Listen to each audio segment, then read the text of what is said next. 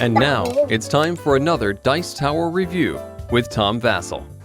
Hey folks, today we're going to be taking a look at Kings Under the Mountains, or Kings Under Mountains. This is a game about you being the king of a fantasy race and conquering mines. This is a card game, and it has a unique feature in the fact that the backs of the cards are different. So normally the backs of the cards are the same and the faces are different. Here the backs are different. Each player is going to take one of 4 different races and try to conquer mines and then mine them. Sounds very exciting. Artwork looks pretty cool. Is the game good?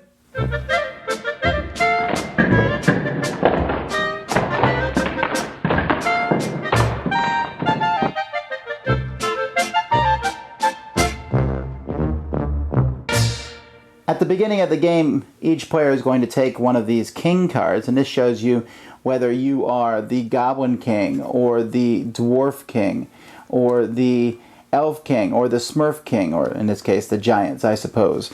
And these cards have some really good artwork. Unfortunately, they use the same artwork on all the cards, and these are different people who work for each of those kings. They're ranked from 0 to 9, and the back of the cards is different mines that you're going to be mining.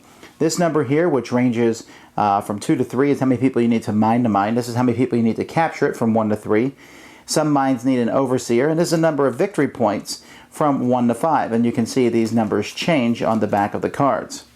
So what you do at the beginning of the game, each player will take their king card, and you're going to place 4 of these mines in to start in the middle of the table.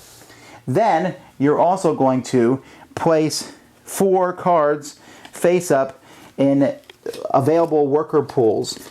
Now, it's possible that you will draw the same worker twice and they go in the same pile. So there's only ever going to be 4 discard piles there, although there's actually another discard pile. And then you'll place this deck here after dealing each person 6 cards. Now, each turn of the game, players are going to play 1 card. Now, one of the places they can play a card is on a mine. So you play a card from your hand on a mine. Now, each successive card that's played in that mine has to be a higher number. So the next card played here could be a 5, and then the last card there perhaps could be a 9. A 0 can be played on top of a 9. So it is kind of circular when you place these numbers. When a mine has a number of units placed there equal to the number that's there, so it only takes 1 card to capture this mine, that mine is captured by the person who controls the last card played. In this case, it would be the goblins. If nobody controls the goblins, let's say it's a 3-player game, then whoever played the card would get it.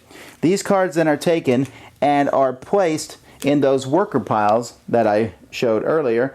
The mine is taken and put in front of the player. When a mine is in front of a player, you have to do the same thing.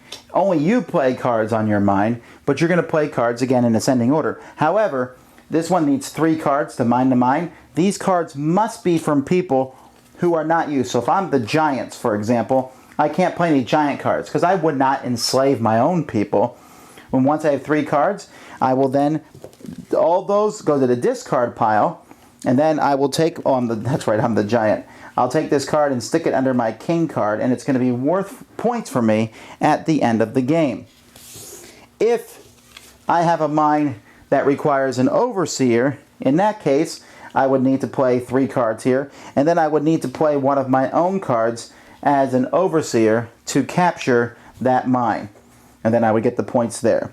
This continues until the deck runs out, at which point players will then count up all the points on their mines, and whoever has the most points is the winner. However, each mine that you've captured and have in front of you, but have not yet mined completely, will lose you points equal to the number on it. This game has such an interesting idea, and yet falls flat. And that's unfortunate. And it's for a couple reasons. One is the numbers are almost completely randomly put on the cards for the mines. For example, this mine needs 3 people to capture it, 3 people to mine it, and an overseer, and gives 1 point. This one here needs 3 people to mine it, 3 people to capture it, an overseer, and is worth 4 points. This one here, it needs 3 people to mine it, 2 people to capture it, an overseer, and is worth 2 points. It's just kind of like they just took the numbers and randomly put them on. The numbers have no correspondent. Mines that are easier to get are not worth any more points. And so that just really feels off. Not to mention, it just feels off the fact that these mines aren't hard to capture at all. If you needed 4 or 5 people to capture a mine, that would be very interesting. But here, many of the mines require 1 person to capture them. And many of those mines that require just 1 person to capture them are worth a decent amount of points. Like this one here. This one only needs 1 person to capture it, and it's worth 5 points. So whoever happens to get lucky to put that one out there has like almost a guaranteed 5 points. It's just, that's kind of lame. Also, there seems to be, at the end of your turn, you draw a card. And you can draw it from the top of the deck to fill your hand, or you can draw it from the top of one of those camps. Well, if you capture a mine with a high card, and you put that mine and you put that card in one of those discards, you can just take that high card back and continue to use it. That seems like an infinite loop bug. Now, I'm going to guess that perhaps that got lost in translation. So we'll assume that you can't do that, and when you use that, you can't take the same card you played.